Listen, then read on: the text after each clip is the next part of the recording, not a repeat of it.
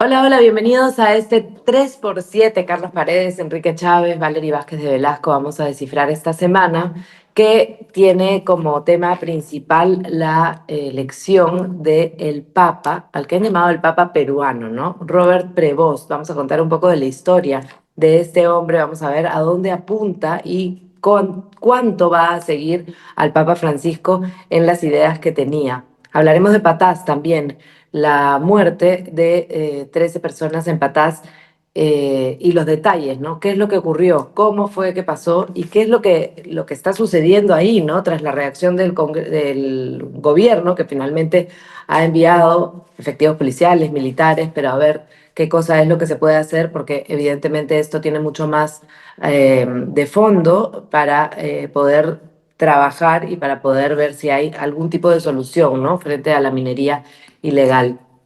Y hablaremos también de lo que ha decidido el Congreso esta semana. Extinción de dominio es uno de los temas y el otro podríamos conversar también de la CTS, ¿no? Que se libera hasta diciembre del 2026. ¿Qué significa esto? Y si, bueno, ya no tiene mucho arreglo el tema de estos montos previsionales que deberíamos tener por si realmente hay alguna emergencia o a futuro y, en fin, que el Congreso ha ido debilitando poco a poco. Si nos da un poquito de tiempo, podemos hablar también de Toledo, que ya no se va a su casa, y otros temas. Carlos, Enrique. Creo que la noticia de la semana para los peruanos es la elección de el Papa León XIV, que para todo efecto práctico es peruano, ¿no? Nació en Chicago, pero vivió en Chiclayo, ¿no? Y así lo sentimos los peruanos. Claro, apenas se conoció esta noticia, más o menos era mediodía, hora de Lima. Las grandes cadenas internacionales reaccionaron y la primera reacción fue, es el primer papa estadounidense, ¿no? Con todo lo que esto significa. Los analistas de la curia romana dicen que siendo todavía la primera potencia del mundo, tener un papa de esa nacionalidad como que no iba a equilibrar los poderes en el mundo. Pero cuando yo vi una transmisión de la televisión internacional, le preguntan a al arzobispo de Nueva York, ¿usted conoce a el cardenal Robert Prevost? Y le dijo, no, yo no lo conozco, ¿no? Acá no ha estado. No, claro, él tiene 69 años de edad, 40 de los cuales lo ha pasado en el extranjero en su misión pastoral, misionero, básicamente, agustino, y 20 ha estado en el Perú en tres etapas distintas, desde el año 85 que llegó como misionero a Chulucanas, muy joven, luego pasó por Trujillo a cargo de la formación de los nuevos sacerdotes agustinos y después regresó ya en el 2014 a Chiclayo y el 2015 se naturaliza peruano, es decir, opta la nacionalidad peruana por naturalización, tiene DNI, pasaporte. Claro, porque hay un acuerdo con el Vaticano de Estado a Estado que obligan a los que van a ser obispos a tener la nacionalidad de donde van a ejercer su ministerio, ¿no? Eh, claro, muchos peruanos dicen, los peruanos nacen donde les da la gana, ¿no? Donde quieren, ¿no? Y Ujú. ven ahí como ejemplo la Padula, en fin, hoy el padre León XIV. Pero al margen de esas anécdotas, creo que, ya hablando en macro, la Iglesia Católica, el Colegio Cardenalicio, los 133 que votaron, han decidido continuar la línea de el Papa Francisco, ¿no? Desde esta mirada de la doctrina social de la Iglesia, desde esta mirada de ser los pastores de los pobres, ¿no? Desde esta mirada de defender a los más desposeídos. Eh, y claro, tiene sus matices. No es que él sea el clon de Francisco y lo ha demostrado desde el primer momento, ¿no?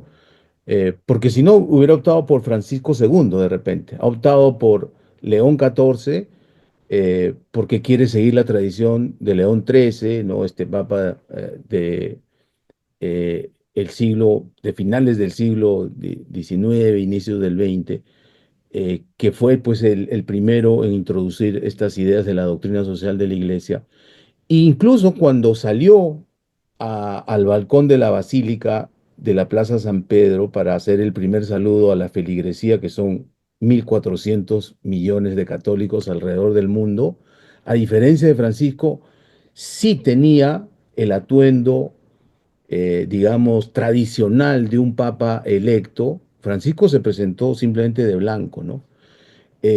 Entonces, sí es un padre progresista, dicen los expertos, pero que mantiene ciertos cánones inamovibles de la Iglesia Católica, ¿no? Y de eso podemos conversar seguro en los siguientes minutos. No, y llama la atención, ¿no? Efectivamente, en el primer discurso, que como tú dices, estaba vestido con todo el atuendo de papa, que marcaba la diferencia, pero además, claro, habla en latín, habla hacia el Perú, ¿no? Él creo que incluso se emociona cuando va a mencionar a los peruanos porque dice, y como que la frase no la termina y de pronto entra a hablar de Chiclayo y de todo lo que él ha hecho en este país. Hay fotos, hay un recorrido, hay opiniones, hay mucho de lo que él ha estado también marcando desde su trabajo pastoral aquí.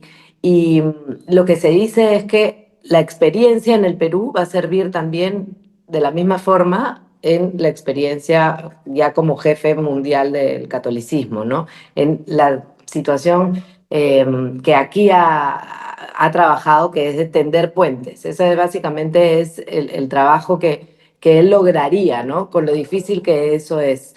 El Papa 267 es un Papa peruano, al final de cuentas, ¿no? ¿Quién lo hubiera dicho? Y además, para fortuna de también los políticos que necesitaban un poco desaparecer de de la opinión pública, ¿no? Esto ha distraído, por supuesto, y con razón, a todos los peruanos por un ratito, ¿no? Les da tregua de alguna forma a los políticos y sobre todo al premier.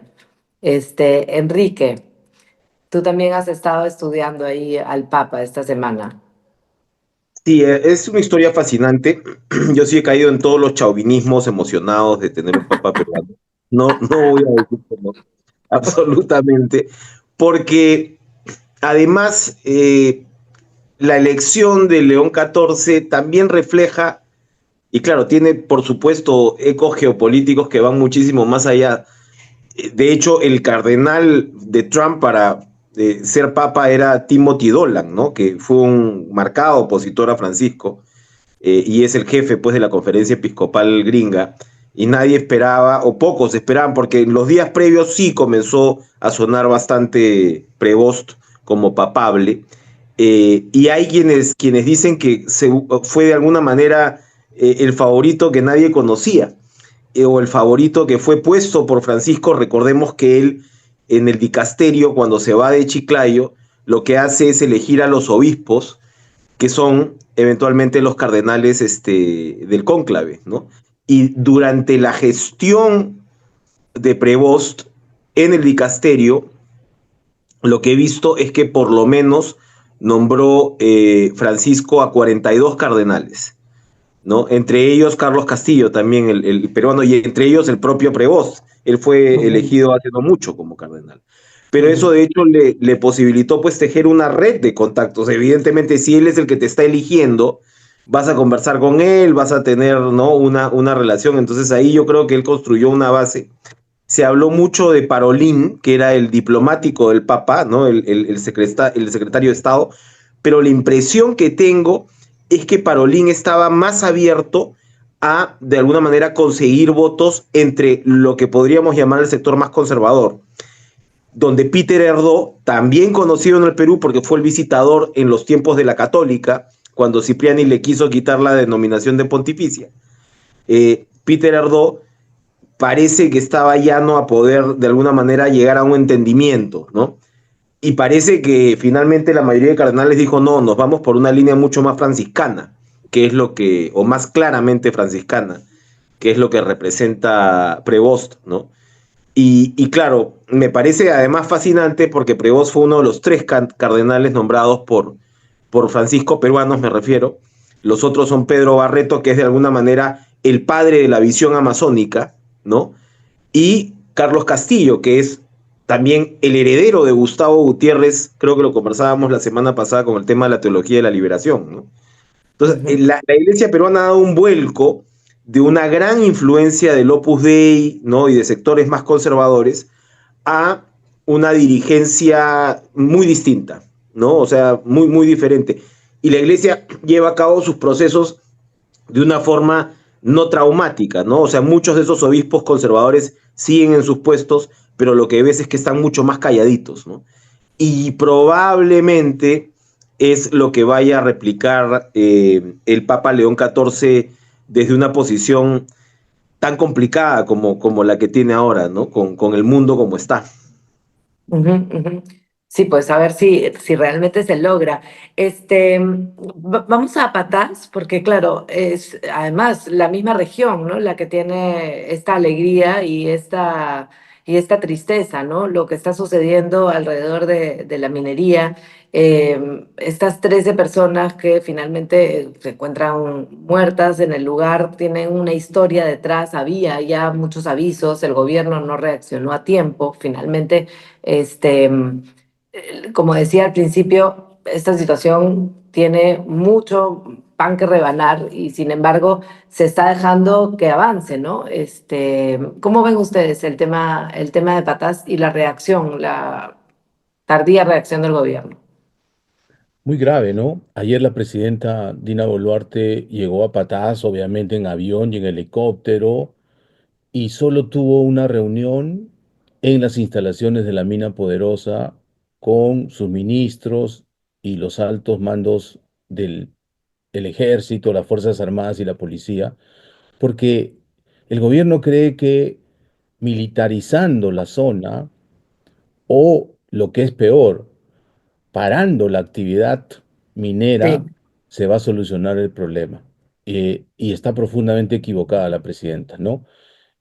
Dicho sea de paso, no atendió ni siquiera al alcalde y menos a los representantes de un grupo de mineros artesanales en proceso de formalización que sí apoyan que se elimine el reinfo y que quieren hacer su trabajo de manera ordenada, legal, y obviamente se oponen a la violencia y a toda esta delincuencia transnacional que ha impactado en la zona por una razón muy simple.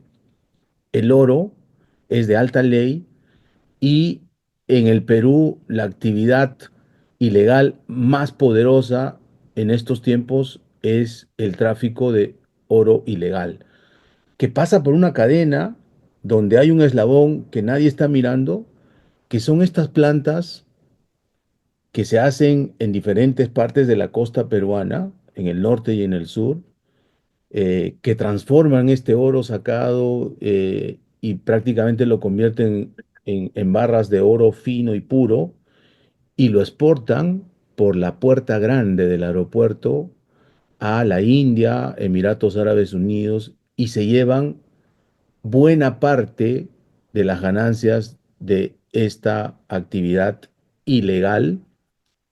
En pocas palabras, son una lavandería de oro ilegal con factura, ¿no? Y no se está viendo eso. Algunos incluso quieren ingresar a la Sociedad Nacional de Minería y Petróleo y quieren participar en los eventos importantes, ¿no?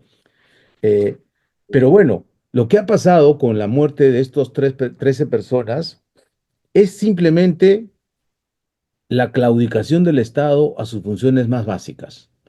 Ya la mina poderosa está harta de pedir que hagan algo y lo que está pasando es que algunos de estos mineros, grandes y medianos, están empezando a contratar personas, armándolas con fusiles F-15 que no se venden a los civiles en el Perú, que entran por contrabando y que vienen desde Estados Unidos, vía México, Colombia y demás.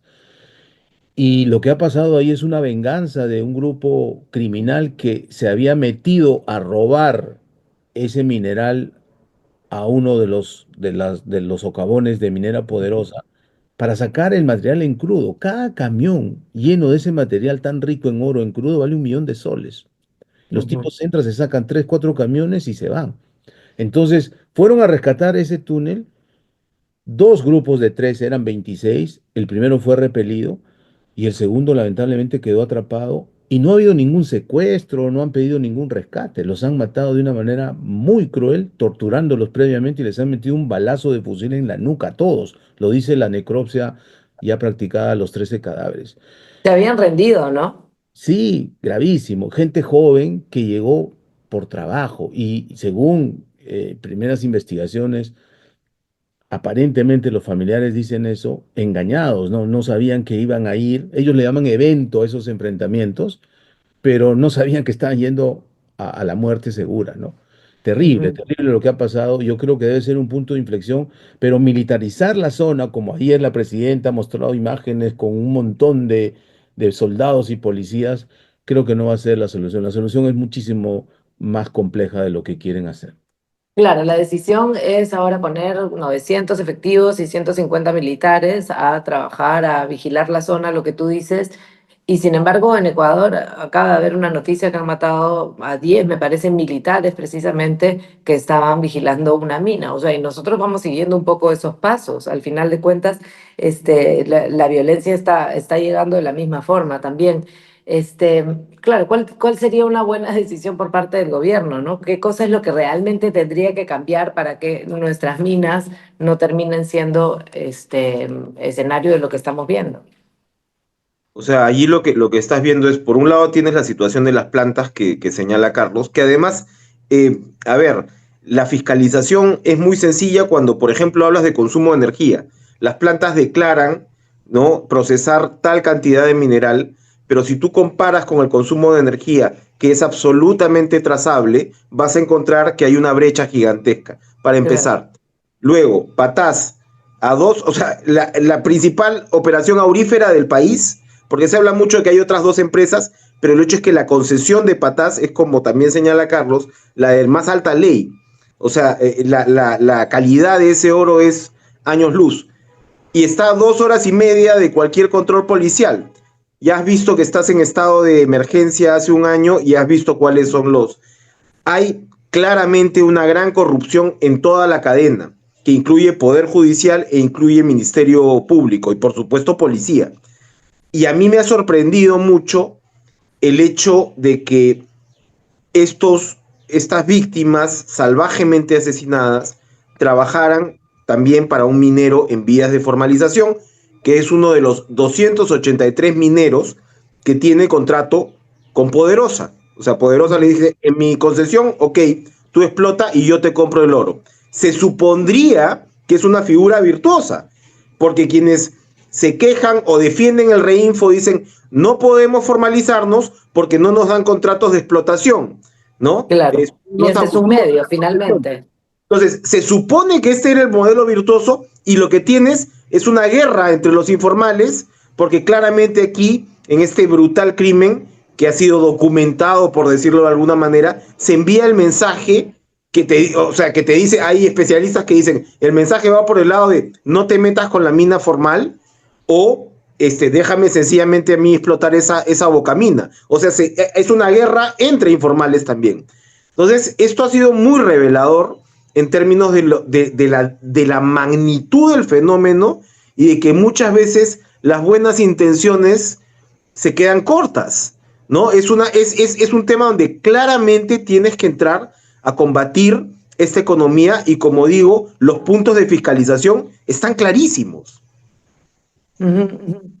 Pero la reacción, o sea, claro, tendría que haber un proyecto hacia la mejora en todo el camino del tema de la minería. ¿Ha habido algún pronunciamiento por parte del Ministerio de Energía y Minas? ¿Ha habido alguien que sea especializado desde el gobierno que hable del tema? ¿Hay alguna No, respuesta desde allí? solamente recordar, acuérdate que lo censuraron en el Congreso a Rómulo Mucho, que es el Sí, que claro. proponía una salida. La plata está corriendo por borbotones, eso está clarísimo. Entonces hablo Claro, de la pero cadena de corrupción, pero llega sin duda al llamado primer poder del Estado. Sin duda, ese lobby está ahí. No, pero justamente por eso te pregunto qué pasa con el Ejecutivo, cómo reacciona el Ejecutivo, porque lo que está claro es que el Congreso tiene intereses y el Congreso está haciendo leyes y todo lo está haciendo a su medida y según lo que se mueve ahí, pero el gobierno tiene la obligación de justamente reaccionar a estas situaciones y tampoco se ve, por eso decía, o sea, la distracción además alrededor de Adrián Sen y su mala cara y sus pataletas ahora con las mociones de censura. Al final de cuentas no hay ninguna respuesta desde ahí, más allá de los 1.000 policías y militares en la zona. No hay ninguna reacción porque el Reinfo, recordemos, se ha postergado su final varias veces, tres o cuatro. La Ujú. última ha sido escandalosa con votos de todas las bancadas. Hay una cuenta en X que está recordando quién votó para para que siga vigente el Reinfo. Y el Ejecutivo no observó esa norma, como dices tú, Claro. ha sido su posición, ¿no? Todo lo contrario. El actual ministro de Energía y Minas ya está diciendo que probablemente se amplíe un tiempo más de lo que se había previsto en esta nueva ley del Congreso. Y no solo eso, ayer en Patás estaba el ministro de Defensa, estaba el silente ministro del Interior que no ha dado una sola entrevista a la prensa y no ha salido a explicar nada de lo que está pasando en el Perú cuando ni siquiera la muerte, el asesinato tan cruel de estos 13 peruanos en Patás, pero no estaba el ministro de Energía y Minas. O sea, para ellos no es un problema que tenga que ver con el sector energía y minas, sino es un problema militar policial, fuera de foco, porque además hay detrás todo un proceso que deberían vigilar, como dice Enrique. Mira el consumo de energía, Es lo mínimo que se observa debería hacer. las Con eso ya tienes una exportaciones pista. por aduanas, por la puerta grande, ¿a dónde está yendo? ¿Qué haces con el contrabando vía Ecuador y vía Bolivia del oro? Bolivia se ha convertido en el país exportador más importante de la región cuando no produce mayormente oro. ¿De dónde es ese oro? Ese oro es ilegal que va desde de Perú, no Ujú. solo de Patadas, también en Madre de Dios vemos este problema Por económico supuesto. tremendo que han ocasionado. Entonces no hay ni siquiera un plan reactivo. No les estamos pidiendo un plan estratégico, ¿no? A mediano plazo, ¿cómo hacemos? Ni siquiera hay un plan reactivo por una cuestión muy simple, porque siendo un gobierno tan débil, teme pues que le hagan unas movilizaciones. De hecho, los mineros vinieron a acampar en la puerta del Congreso, hicieron presión. ¿Tienen suficiente plata como para comprarse policías, jueces, fiscales y como no congresistas, ¿no? Eso quedó clarísimo. Bueno, un poco de lo que hablábamos de la ley de extinción de dominio también, ¿no?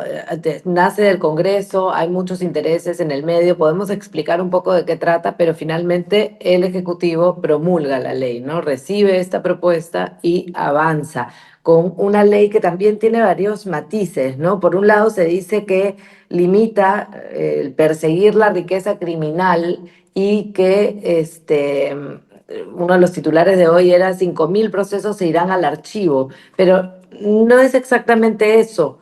¿O cómo lo ves tú, Enrique? Es la típica del péndulo peruano, ¿no? Que hay problemas y sencillamente eliminas toda la situación. Esta Barres, norma, barres con todo, un barrido sí, general. claro, claro. Ahora, es una norma inspirada en la ley modelo de Naciones Unidas. Carlos decía en la previa que tiene muchas similitudes a la colombiana, pero claro, estas normas establecen que solo se pueden incautar bienes directamente vinculados a delitos graves como narcotráfico y crimen organizado, ¿no? Ujú. Entonces, habría que hacerle ajustes a la norma. Claro, acá ya desaparece. El problema es que se termine favoreciendo precisamente a narcos, a mineros ilegales, a gente que está en crimen organizado. Ahora, al mismo tiempo, es innegable, pues, ver los abusos que se han dado. Yo recordaba ahora el caso de la señora Carmen Bulnes, eh, que era, le incautaron un barco, ¿no? Dos propiedades por un presunto delito de tráfico ilegal de residuos peligrosos. Según su familia, la señora murió de depresión un año después, el caso fue archivado, la familia fue completamente absuelta y no les devolvieron los bienes, ¿no? Hay casos de transportistas, otro, ¿no? Transporte Flores, bus incautado porque un pasajero envió conchas de abanico sin autorización. Pero hazme Claro, el favor, o sea, es el país de los absurdos. Entonces, vivimos cacareando contra la corrupción, permanentemente indignados. Esto no puede seguir así. Los congresistas que tienen problemas con extinción de dominio, pero ¿cómo no vamos a ver? O sea, Pronavi tiene 3.000 millones de soles en bienes. O sea, eso es ujú, casi, creo que es más de un punto del PBI. O sea, entonces no se ve, el país no ve la situación seriamente. Como estamos en un tema completamente binario de blancos y negros, con puros mensajes políticos que incluyen, por supuesto, al Ministerio Público, al Poder Judicial, no estamos, digamos, definiendo estos procesos de la manera como se deben definir, que son complejos y donde hay que diferenciar las situaciones. No se ve, estamos en blancos y ujú. negros. Ujú, ujú. No, y el Congreso de la República otra vez, ¿no? Dice algo y el Ejecutivo no corrige, no analiza, no tiene expertos aparentemente. Debe ser que no hay en este equipo, en este gabinete, expertos que finalmente guíen un poco las decisiones que se toman ahí, ¿no? Es como, en fin, iba a decir un mono con pistola, que es más o menos lo que siento que es el Congreso hace bastante tiempo. Carlos. Sí, yo sí soy crítico de la ley anterior, ¿no? Como estaba, esta de extinción de dominio, porque sí creo que es una ley claramente inconstitucional, por lo menos en tres aspectos, ¿no? En el derecho de propiedad, porque es confiscatoria; en la presunción de inocencia, porque no necesitan probarte ningún delito para incautarte tus bienes; y en la retroactividad de las normas. O sea, Ujú, eso en ujú. ningún estado constitucional de derecho se acepta. Y una vez entrevisté al juez supremo Luján para una columna precisamente en Caretas, y él al final me reconoció, me dijo, sí, es verdad que hay que corregir estos temas. Y nosotros hemos presentado un proyecto de ley para corregirlos. El Congreso no optó por mirar quirúrgicamente esta norma, y como dice Enrique, nos hemos pasado de un extremo al otro. Pero sí, eh, he conocido casos kafkianos de este tipo de abuso, ¿no? Los fiscales y los jueces han abusado de esta norma, que para mí es inconstitucional. Conozco el caso de un señor que tenía un bus interprovincial, que porque uno de sus pasajeros presuntamente llevaba plátanos traídos de contrabando del Ecuador, le confiscaron el bus, que lo había comprado nuevo con un préstamo bancario que tenía que pagar mes a mes, producto de ese trabajo de su bus interprovincial. No solo se lo quitaron cuando no tenían nada que ver, se lo entregaron en uso con Avis a una universidad pública. El señor ha tenido que pagar el préstamo porque si no le quitaban su casa que le había dejado en Claro. garantía. Y cuando ha demostrado que eso es lo kafkiano, porque se supone que tú no tienes que demostrar tu inocencia. El Estado, a través de un fiscal, te tiene que probar tu culpabilidad. Cuando el señor ha demostrado que no tenía nada que ver, ha querido que le devuelvan el bus en el estado en que se llevaron, y su bus era chatarra y ni siquiera se lo podían devolver. Le han dicho, te vamos a pagar. ¿Cuándo? Mañana, tarde y nunca. Por eso digo Mm, confiscatorio. Entonces, cuando hoy tanto el Poder Judicial como el Ministerio Público saca cifras que hay 5.000 procesos, yo preguntaría, ¿cuántos de esos 5.000 son abusos flagrantes? Yo diría un buen porcentaje. Que hemos ujú. recuperado 172 millones de dólares. ¿Cuántos de esos 172 millones han sido confiscatorios y le han malogrado la vida a miles de familias peruanas por el abuso? Porque con esta ley, que es claramente inconstitucional, los fiscales y los jueces se han vuelto fascistas. No necesitan probarte nada. Con una nota de inteligencia anónima, con una denuncia perversa de alguno de tus enemigos, te pueden abrir extinción de dominio paralelo a cualquier otra investigación. Además. Y por eso que en este sistema de lavado de activos y extinción de dominio del Poder Judicial y del Ministerio Público ha habido tanta corrupción. Por eso existió la mafia Chibolín. Por eso existió la fiscal Elizabeth Peralta, que compraba y vendía resoluciones al mejor postor. Estas Mm, normas han permitido eso. Yo sí creo que deben cambiarla. Lo más sensato hubiera sido que el TC haga su chamba y declare en parte inconstitucional esta norma y se afine. Ahora nos hemos ido al otro extremo y sí puede haber un peligro ahí de que casos realmente de organizaciones criminales, no de un empresario que trasladó plátanos del Ecuador, ni de una empresaria pesquera, ni de un taxista en Huancayo que le quitaron su carro que también lo había comprado en préstamo porque su pasajero llevaba droga. ¿Qué tiene que ver? Es como que si tú tienes un restaurante, Valery, y uno de tus comensales tiene droga en el bolsillo, la policía lo agarra en tu restaurante y te quita el restaurante a ti. Y como Claro, empresario te arruina porque reporta al sistema que estás investigada por lavado de activos y por extinción de dominio. Te claro. declaran simplemente inelegible en el sistema financiero y te quiebran en 3 meses. Muchos peruanos han sufrido ese abuso y yo conozco casos con nombre y apellido de empresarios prominentes que han tenido que pagar $300.000 de coima al policía, al fiscal y al juez para que no los investiguen por extinción de dominio, lavado de activos, porque si no se iban a ir a la quiebra en 3 meses. Así de abusivo y creo que sí merece un cambio, pero un cambio bien estudiado. Claro, pero un cambio y mientras tanto el gobierno avanza en esta ley, la promulga y se acepta. A ver si ahora se corrige y para cuándo también. Lo mismo que la CTS, ¿no? Hablábamos de que el Ejecutivo recibe esta propuesta para que se libere la CTS hasta el 2026, diciembre, y otra vez, ¿no? O sea, no sé, al final de cuentas, los peruanos teníamos algunos montos que nos podrían ayudar en el caso de alguna necesidad, si no tienes trabajo o si llegas a jubilarte, y sin embargo, cada vez tenemos estos fondos más vacíos, ¿no? Y otra vez el gobierno lo acepta porque popular, ¿no? Finalmente, eso les da cierto rédito, ¿o no?